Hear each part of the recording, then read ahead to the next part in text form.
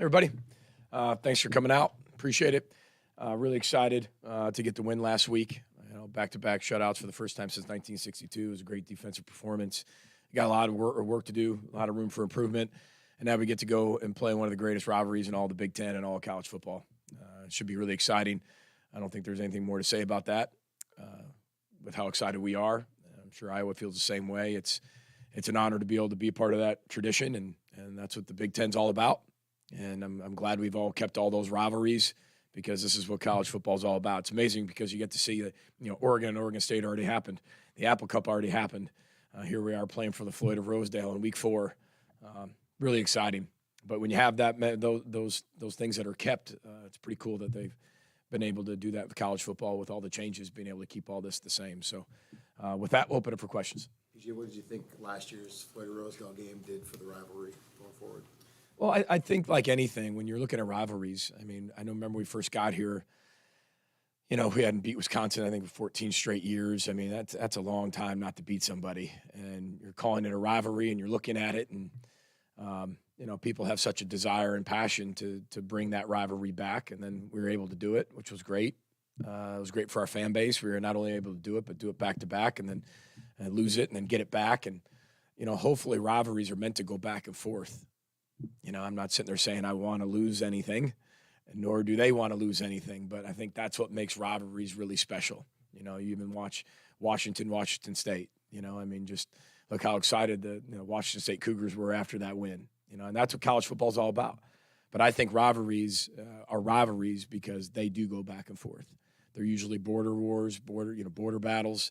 They're really close. Everybody knows each other. You're recruiting a lot of the same kids. And that's where all the rivalries started. And, I'm just honored to be a part of it. And, you'd like to be able to have a little bit more balance, as you go forward. And that's what we're working and striving to do all the time. Here at Minnesota, we're fortunate to have a lot of rivalries, and with some really, really good football teams. And when you protect those rivalries, those are huge games, big games against really, really, really good opponents. An added wrinkle this year to it with everything that went on with the invalid fair catch signal last year? No, not at all. We were 1-0 last year. That was it. And you know me, I don't carry things over from one year to the next. That game was its own entity. That game had its own 60 minutes for both teams to go a chance to win the football game. And we were able to bring Floyd home. And now we both are 0-0 in this game. And both teams are looking to be 1-0. Somehow, some way. From what you've seen on tape so far, what are the biggest differences with Tim Lester now calling the plays for the offense, and why has their running game been so good through the first 3 games of the season? That's a great question. I think when you look at them, they're still Iowa. It's Iowa, and you look at everything that they lean on, and when anything's kind of getting off the tracks, they go right back to what they do and really do well, and that's run the football. I think when you look at Caleb Johnson and what he's been able to do. I think he's one of probably the most underrated backs in all the country. You look at 3 straight 100-yard games. It's what they do. They have a very veteran offensive line. Of course, you got Cade McNamara at quarterback. You got really good tight ends. And, I think the first half, I think they threw it an awful lot, probably more than they probably have in a long time when you're looking at the first game of the year. But I think as you looked at the more data as you go through the next few games, when they get back on track is when they're running the football. And they're running that stretch play, they're running the outside zone. Because that offensive line, you talk about not only experience, but the way they pass things off and the way they communicate and the way they fire off that football. This is probably one of their best offensive lines we've played. So, again, just this game's always won in the trenches, in my opinion, always, since we've been here. We've had a lot of close, tight games with them, one-possession games. But this is a really good football team. But I think when it all is said and done, it's, Kirk Ferentz is still the head football coach of this football team. And you can see his DNA and fingerprint all over it, even as they made changes to staff members. But you see what they still want to do. You see any difference in their defense this year? No, they do what they do. And I don't mean that in a negative way. I just say it's a compliment. They do what they do.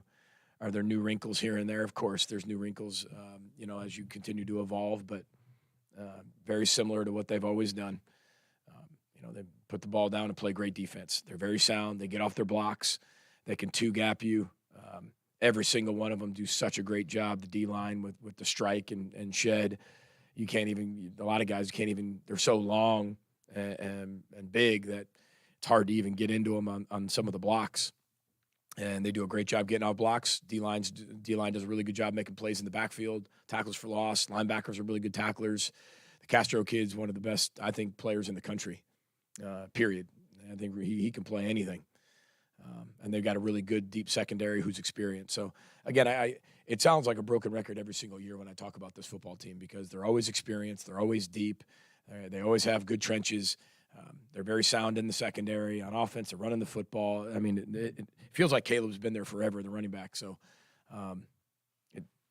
typical Iowa. I even bring up last year's game, which ended with 22 points. They've only allowed two defensive touchdowns, like on the defensive side. You've only allowed one. Just what goes into playing this type of game where it's obviously every possession matters, every yard matters? Yeah, I think it's like anything. It's going to come down to the ball. It's going to come down into the trenches. It's going to come down to who tackles better and who can break some tackles, and then who can create some explosive plays here and there. And that, as I talk about 78%, I mean, those are the three things we always focus on no matter who we play. I think when you play in rivalry games, those just get enhanced. Those become even more important. So I think that's what you're going to see on Saturday night. If your offensive line is going to have their best performance of the season, what has to happen on Saturday? They just have to be consistent. They have to be consistent. They have to do a great job communicating. And they just got to play hard-nosed football. And they do. It's not like they don't. They do. They played extremely hard. But, again, as we continue to go through this and mold it together, we just got to continue to have the consistency that we know the guys can have. How do you assess them in the first half? Obviously, Darius hits the home run in the third quarter, but first half run game. Yeah, I don't think it's ever as bad as you think or as good as you think. And you go back in it and you sit there and go, why aren't we, there's 9 guys down in the box. Not only that, if you listen to Coach Jeff's presser afterwards, I mean, his whole thing was stop the run, and they came from everywhere. Their thing was never be in the same place twice, and it was all over the place. I mean, some sound, some not sound. We're talking about people in lots of different gaps and moving and never letting us have a block head on. It was always on the side. They were slippery. They did a really good job of a scheme to be able to stop the run. But we knew if we just, like I said in our press conference at the end of the game, it was more body blows and consistency. I think people in the run game, sometimes think every time you run the ball, you should get 12 yards. Not in today's day and age. Not all the time. Not like that. I mean, you're going to have body blows, and then you saw what Darius can do. And that's what Iowa's always done too. They're consistent, and there's a lot of body blows, and then explosive plays come out. So it's being willing to stick with the run game over and over and over, and that allows a lot of things to happen in the pass game. Which when we throw it, we got to be able to catch it and get us in the right plays. And I think Max has done a really good job of being consistent. Film of Caleb Johnson, what stands out to you? Oh man, he's smooth. There's a lot of times he doesn't look like he's moving very fast, but he's running away from everybody. He runs behind his pads really well. He can play the speed game. He can play the power game. He's got great balance, great vision. And he's played so much. And it's their backs are so fundamentally and technically sound. And that's what makes them all really good is they're a technical, fundamental football team who does all the small details really well over and over and over and over. His footwork is always perfect, The exchanges are always really good. His landmarks are on point. His patience in the run game of being able to stretch something out and hold that block a little longer and get somebody to fit differently, and the ability to stick your foot in the ground and get vertical he's got it all, man. He really does, and he's got the speed to go along with it. Do you have any update on Justin Molly? Any chance he's going to be able to play this week? Well, he felt good yesterday, which was really a good sign. But me, 2 hours before game day, before kickoff, I should say. Thanks for asking, though. You guys have 7 interceptions. I think that's number 2 in the country. You said you've done the same kind of turnover circuit, but what do you kind of put your finger on to being able to turn on over? Well, that was the whole offseason talk is, we have to be able to create takeaways. If the ball, tackling, explosive plays, those 3 things are directly correlated to winning, and that's what we believe here. And, you have to get more takeaways than we did last year. I mean, we weren't able to take the ball away very much, and we were turning the ball over, and that's not a good recipe to win football games. But I think part of it's been our defensive line has disrupted the quarterback a lot. I think we get 2 picks last week just because he's getting hit as he throws it. which again, our eyes are back on the quarterback a little bit more than they've ever been. Our guys are, in really good spots. We're getting some good pressure with the even just the front four. And when we do blitz, we're getting there a little bit faster than we have. Now, our blitz angles, the small details of all those things have to get better. Or as we continue to play really good opponents, I mean, that's going to be exposed pretty quick. So we got to get better at a lot of those things. But I think it has to do with just all 11 guys playing so hard, Andy, and just really getting after it. And really focusing on that's our job. That's the key to success in 2024. And they've taken it very seriously, and hopefully that continues. How important is the atmosphere at these games? Obviously, 2 years ago, kind of packed stadium here, and then you see the packed stadium at Kinnick last year, and expecting a big turnout this week. Just how important is that? I mean, it's all about the fan experience, right? I mean, college football. From all the commercials, all the Dr. Pepper commercials and everything. I mean, it's all about the collegiate fan experience, right? And there's nothing better than Huntington Bank when you have a rivalry game, and especially a night game. I mean, these are very passionate fan bases, and they're very passionate about this game. Our student body is very passionate about Minnesota, and theirs is very passionate about Iowa. And I wouldn't expect anything less than the most elite atmosphere in college football. It's gonna be a blast. It really will be. And I mean, you just hear it as you kind of walk. It's only Monday, but you can hear it as you're around the building. You get off campus, you can feel it and hear it that everybody's excited about this one, and everybody should be. It's one of the greatest rivalries in all the Big Ten. Do you have any special rituals you do during Iowa week? Do you eat any extra bacon or anything like that, or what do you do for that's different this week? Just prepare. Yeah, I do like bacon, extra crispy though. I don't like anything that's soggy about the bacon, but extra crispy bacon. But we'll have some certain things that we do kind of traditionally inside the program. But we got a football game to win. I tell people that all the time. And when you look back to high school and you had homecoming and prom, those were huge games. And usually you put your rivals on those two games, or at least homecoming, right? And so I wasn't responsible for decorating the gym or picking the music or decorating the gym with anything. Our responsibility is to go out and play a really good game and go win the game. And I think our coach has been preparing for a long time. Yesterday we moved our schedule up so we'd have extra time on Sunday, and we normally do that as we start getting to conference play. But I think we've had a great start with our preparation, and we'll continue to do that. PG, you talk about data points, and you have 3 games now. Are there any data points that are kind of clusters, either positive or negative, or things you want to look at as you have more information on the 3 games? Andy, I think that one, we continue to focus on the 78% piece, the ball tackling, explosive plays, because I think you have to be able to control what you can control. When you look at a lot of data points that are outside that are little stretches, right? They can skew a lot of the things you do internally, because we're a program that believes in, you get what you emphasize, but you can only emphasize so much. And if you're emphasizing the ball, that's a good one to do. Tackling, that's the name of the game, blocking and tackling. And you got to be able to create explosive plays. And we've changed what we look at explosive plays based on data in the offseason and new data, and rearranged it to fit more of what we're doing and what college football's changed and turned into. So I think that's what we're looking at, Andy. I don't think there's any statistic that's out there. The one possession games and the narrow games are really, really critical. We showed our team on Sunday when they came in, we showed them 4 games that all came down to the last possession. This past week, and I could have showed them, 18 games. We showed them 4, just for how most games are lost, not won, and most games that are won are lost less. They're not really won, and that we have to find a way to be a team that always finds a way to win games and not lose it less. Go out and win games, and you win games by winning 78%. The ball tackling, explosive play. So that's what we keep focusing on. Heard it a few times. What have you guys changed about how you define explosives? We can get into that at some other point. It's a little bit different in terms of run pass. The numbers have changed because what's an explosive run, what's an explosive pass, and why? And then defensively, what does that look like? I won't get into it right now. You can ask me at another time. But it used to be, hey, just everything was anything 22 yards or more. 22 yards or more, depending on runner pass. But that wasn't necessarily just the only correlation to that becoming a touchdown and a scoring drive. And we wanted to be able to maximize the amount of scoring drives because you have a 14-yard play. That's a big play.